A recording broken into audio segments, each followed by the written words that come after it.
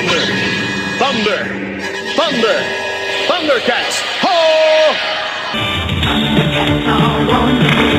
Thundercats are loose. Feel that, hear the roar. Thundercats are loose. Thunder, thunder, thunder, Thundercats!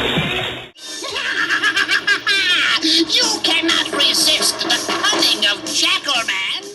Hello, Bots and Books fans, this is Scorp1701, and tonight we're going to be taking a look at the final figure from the Wave 1 Super 7 Thundercats figure. And that, of course, is Jackalman.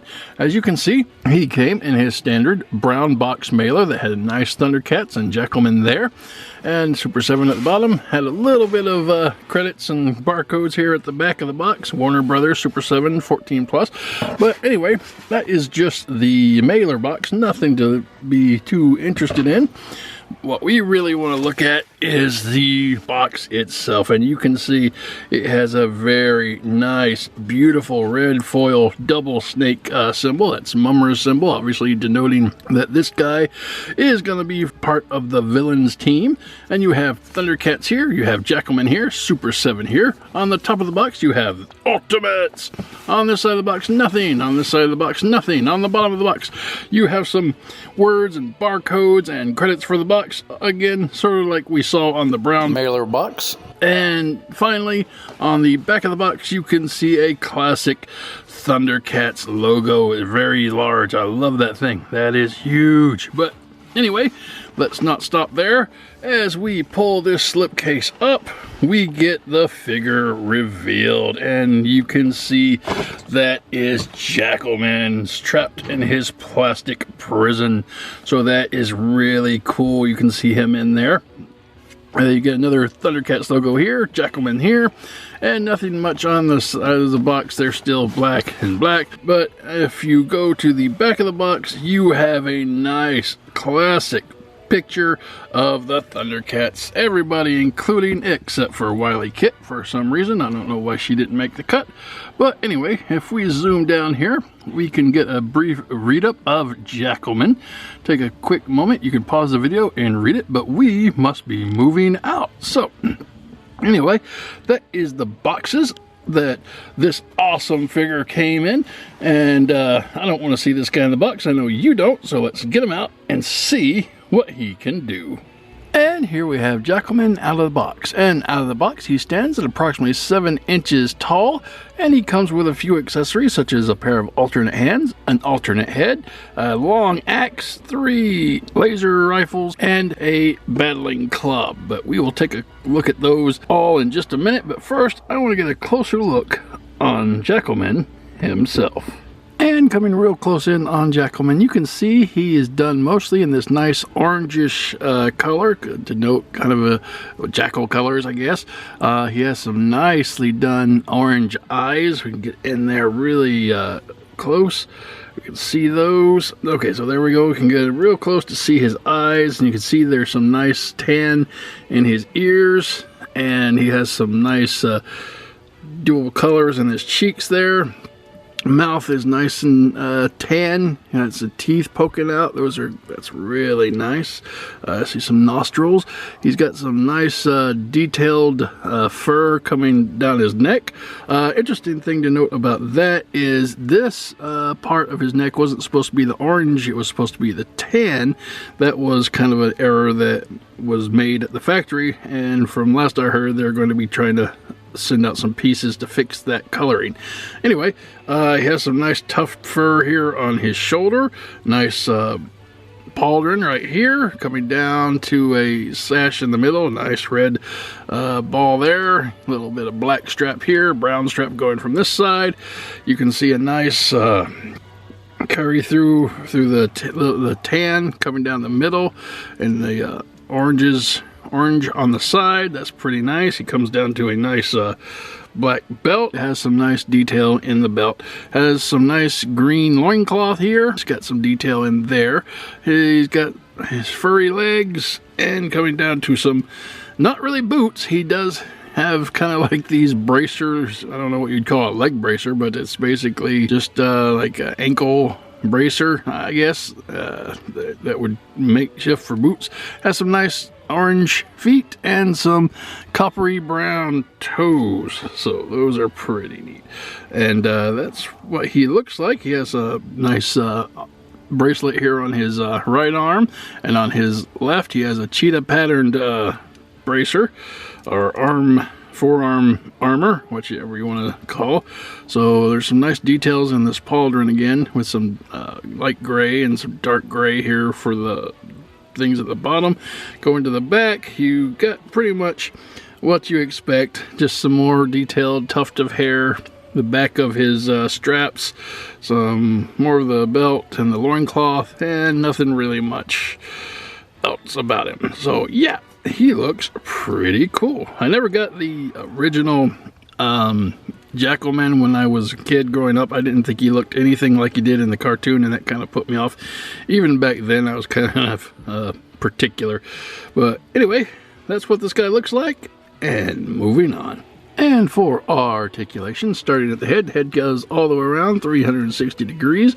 It can look up a little bit and down, not much, because it's interesting to note is this piece is molded, is a single piece connected to this shoulder fur here, connected to these straps, connected to the pauldron. So that is all one single piece, and the head is kind of sitting right on top of it. So you do get a little bit of obstruction, so you can move the head just a tad bit up and down. All right, shoulders can come up and down. They can go all the way around. This one is obstructed by the pauldron. This one is slightly obstructed by the tuft of hair, but if you move it out of the way, you can get it to go all the way around if you were so inclined. He has a bicep swivel that doesn't go all the way around because it kind of gets hung up here on the sides. He does have a elbow bend right there. You can't really see it from here because of the armor, but here you can see it's just a single elbow bend. Wrist articulation goes all the way around. Hinge on the hand goes up and down, so you can go up and down. And coming down to his waist articulation, he does have an ab crunch, which is here, moves down a lot, not very much back. And you can see, unlike when we looked at the Quicksilver, when you saw his abs, they did not skip on the paint. He does have paint all the way through, so that is nice. He does have waist articulation, goes all the way around 360 degrees. Legs can go out to the side a long way. You have a hinge in here which puts it out. It's really nice, so you get a lot of good movement there. Going to the sides, going up a little bit, going back not so much because the butt gets in the way, so that's pretty neat. He does have a thigh swivel, but does not go all the way around. Almost gets there, but then it gets stuck, so that's interesting. He has a knee bend, very nice. And he has a boot cut all the way around 360 degrees.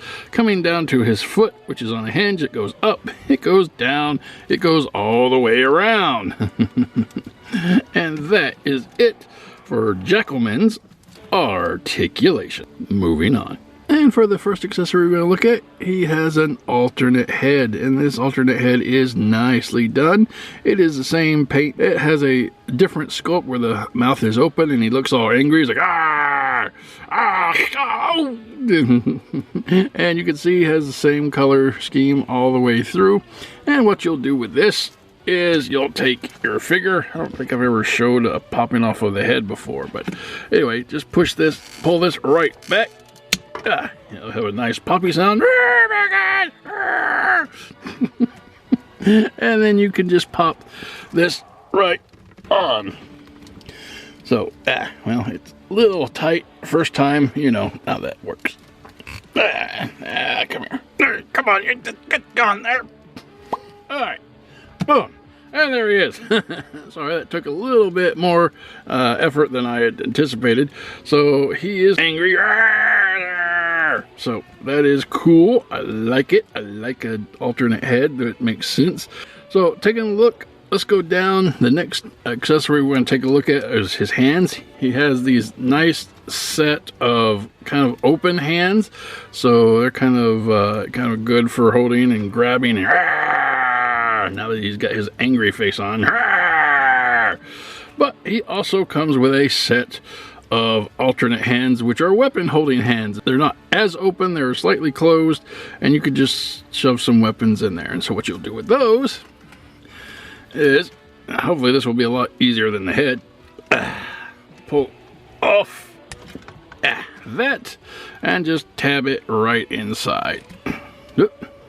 They're on a hinge, so it might you might have to make sure it doesn't fall out. So there you go, snaps right in there like a charm. All right, moving on.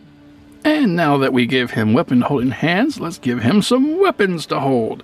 All right, first off, he have this huge axe. This thing is awesome. This thing is 8 inches of destruction and chaos. So it's really nicely done. You can see it's the handle is done like a wooden stick. It's not some it's got some detail in there and some little mold that makes it look I don't know, kind of like a wooden branch. You can see it goes up and down, and coming down to the head of the axe, or you have a nice dark gray here for the almost the head, and then for the blade you have a nice metallic silver paint. That is awesome. That is very nice, and it comes down to a wooden spear type thing at the end. So if he just gets sick of chopping you, he can spear you. So 8 inches. It fits nicely into his hand using the weapon holding hands, and you'll just have to manipulate it, so because it's kind of long. So you could actually, if you want to kind of get the other hand in, and this is not the weapon holding hand, this is just the open hand that we got, but that would work very nicely too. So he can hold that so he can march back and forth with his axe. So that is cool.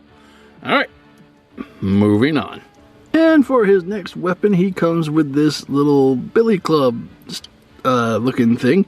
It's basically a big piece of wood that he got from somewhere, maybe a tree limb or something, cut it down and just goes around and pummels people with it.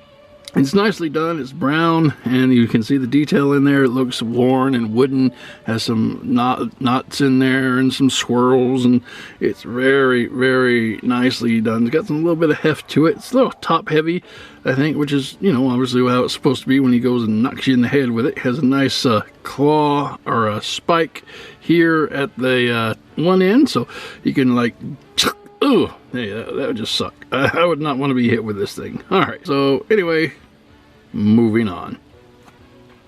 And for his next accessories, he has a couple pistols.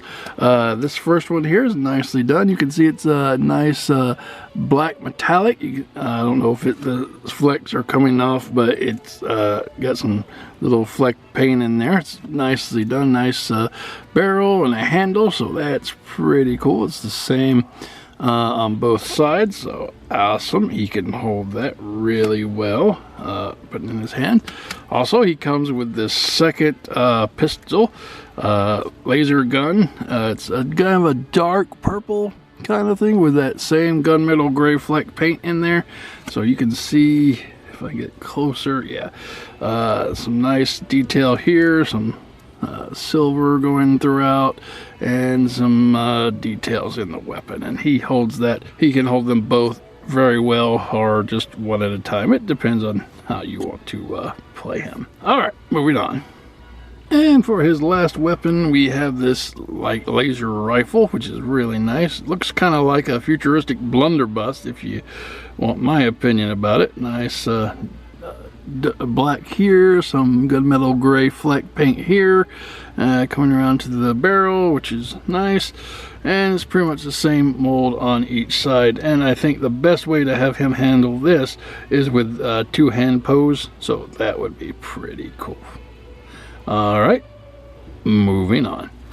And full comparison, here he is with Mumra, the decayed form. Very nice. You can see right now he's taller than Mumra, but that will change eventually. Moving on. And for comparison, here you can see Jackalman getting the drop on Panthro and Lion-O. I don't think he'll have the drop for very long. Alright, moving on. And this has been the Super 7 Ultimates Thundercats Jackalman, and I really enjoyed playing around with this guy. Like I said in the beginning of the review, I never had the mutants when I was growing up as a kid. I did have most of the Thundercats, but I just didn't care much for the villains then. I still don't really care much for villains, but this I think is going to be the definitive set, so I went ahead and picked him up, and he's good. I'm glad I did. He has a lot of fun details about him. I like the way he's sculpted and painted. His weapons are really nice. This is a recycled figure from a few years ago when the Matty collector was going, so this is one of the redone Mattel figures with added accessories such as the laser guns. I don't think the laser guns came with the original. And there's, like I said, there was a few issues with the painting of the factory, but the guy who runs Super 7 said he's gonna mail out some fixable parts, but I don't know, it doesn't really bother me that much. Like I said, Jackalman, I didn't know him that well. He looks like Jackalman to me for as much as I remember watching the cartoon, and I'm pretty much happy with it. So anyway guys, that's the review. I hope you enjoyed it, and until next time, keep playing.